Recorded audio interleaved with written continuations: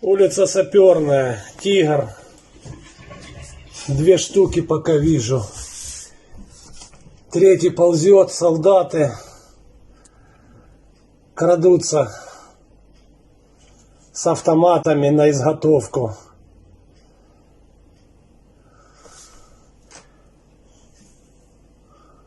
Три 4-й КАМАЗ.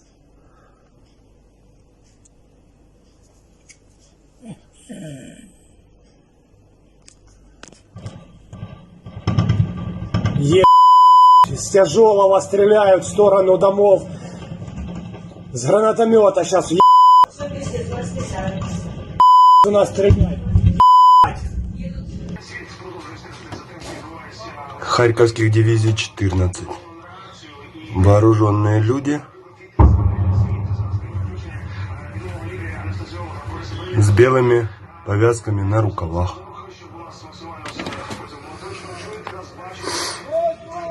9:25. 27 февраля. 7 утра. Даже 8. Ну и что хотите сказать, ребятки? Ребята думают, куда ехать. Еще раз поворачивают у нас. Они, видно, осматривают район.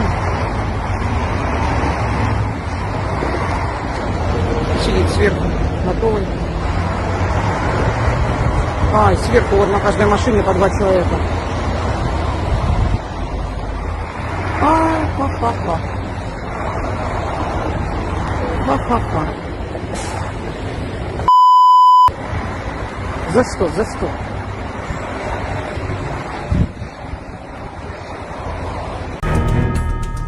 Орус аскерлери Харьковго кирди.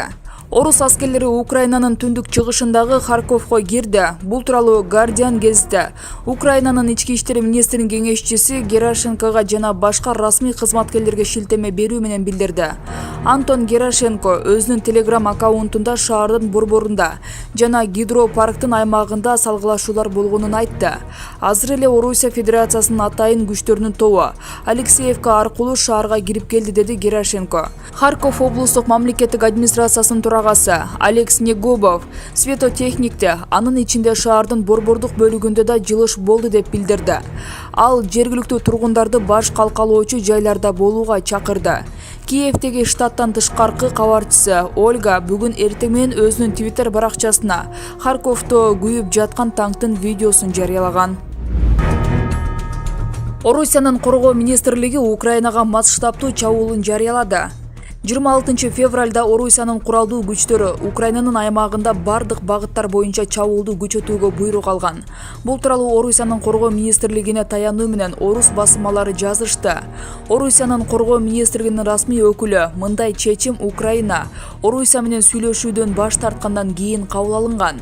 Кечээ Киев сүйлөшүүлөргө даярдыгын билдиргенден кийин операциянын негизги багыттары боюнча активдүү согуштук аракеттер токтотулган. Украин тарап сүйлөшүү процессинен баш тарткандан кийин бүгүн бардык бөлүкчүлөргө бардык багыттар боюнча чабуулду өнүктүрүүгө буйрук берилди деп айтылат маалыматта. Орусия президентинин басмасөз катчысы Дмитрий Песковдун айтымында Владимир Путиндин алдында Киев менен күтүлүп жаткан сүйлөшүүлөргө байланыштуу орусиялык аскерлердин Украинага чабуулун токтотууга буйрук берген. Кечээ 26 февралда Украина аскерлери Луганск облусундагы Луганск, Крымский жана Марковка айылдарын көзөмөлдөй албай калганын жергиликтүү аскердик жарандык администрациянын башчысы Сергей Гайдай билдирген. 2 дня назад, по-моему, я связался с президентом России и говорю, готовы на переговоры. Да, говорит, я знаю, мы готовы, это было днем. Мы готовы приехать в Минск, вести переговоры. Все равно война чем-то закончится. И дальше был разговор. Хорошо. Он потом опять мне перезвонит через некоторое время. Пожалуйста, я тебя прошу, обеспечь безопасность и проведение этих переговоров. Поможешь? Ну какие вопросы? Я же об этом заявил первый день конфликта. Поэтому вопросов нет. Согласились на все пункты, которые я перечислял, и даже больше того. На все пункты согласились. К вечеру опять звонит президент России.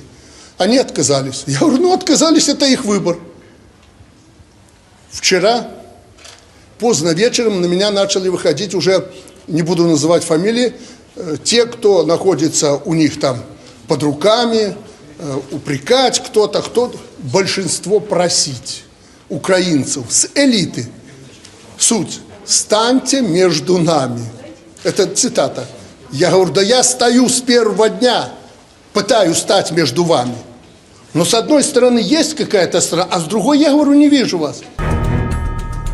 Орусиянын делегациясы украиндар менен сүйлөшүү жүргүзүү үчүн Беларуска барышты. Орусиянын делегациясы украиндар менен сүйлөшүүлөрдү жүргүзүү үчүн Беларуска барды. Алар сүйлөшүүнү Гомельде баштоого даяр экенин Владимир Путиндин басма-сөз катчысы Дмитрий Песковго шилтеме берүү менен чет элдик басылмалар жазып чыкты. Делегациянын курамына Тышкы иштер министрлиги, Коргоо министрлиги жана башка ведомстволордун, анын ичинде президенттик аппараттын өкүлдөрү бар экени кабарланды. Орус тарап Гомельде сүйлөшүүлөргө даяр, азыр украиналыктарды күтүп жатабыз деген Песков. Өз кезегинде Беларусь өлкөсүнүн Тышкы иштер министрлиги тараптардын сүйлөшүүсүнө бардыгын даярдашканын белгиледи. Ал эми Украинанын президенти Владимир Зеленский сүйлөшүү аянтчасы Минск эмес, Варшава, Будапешт же Стамбул шаарлары болушу керектигин айтты. Разные игры идут. Кто в Варшаву, кто в Америку. Там, слушайте, Киев фактически окружен, они разглагольствуют. Люди гибнут. Они еще разглагольствуют. Но позиция президента России, вы ее вчера слышали, она озвучена. Он со мной разговаривал на эту тему. Я ему сказал, пожалуйста, дверь открыта в любом месте, хоть во Дворце Независимости. Обеспечим все, встретим, скажем, покажем, расскажем, и полная безопасность. Проезжайте. Надо остановить этот конфликт пока. Завтра будет война, а послезавтра мясорубка. Поэтому если у них мозги есть, у этих разного рода очумевших, пусть принимают решения, садимся за стол.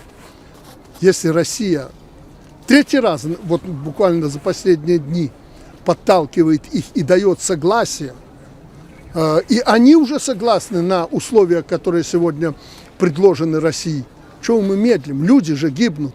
Это во-первых. Ну а завтра, может, и переговоры никому не понадобятся. Может, страна-победитель, ну а вы, наверное, не сомневаетесь, что может произойти. Она просто разговаривать ни с кем не станет.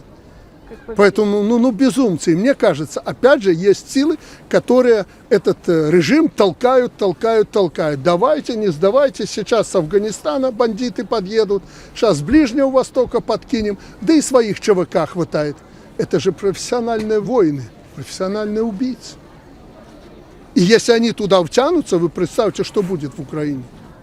Поэтому не России, а тем более нам это опаснее и не нужно. Все-таки Минск. Мы открыты. Минск, вот сегодня пусть приезжают, обеспечим, полностью обеспечим и поможем в этом плане, чтобы предотвратить войну и мясорубку. Пока еще это конфликт. Конфликт на стадии возгорания. Надо это остановить.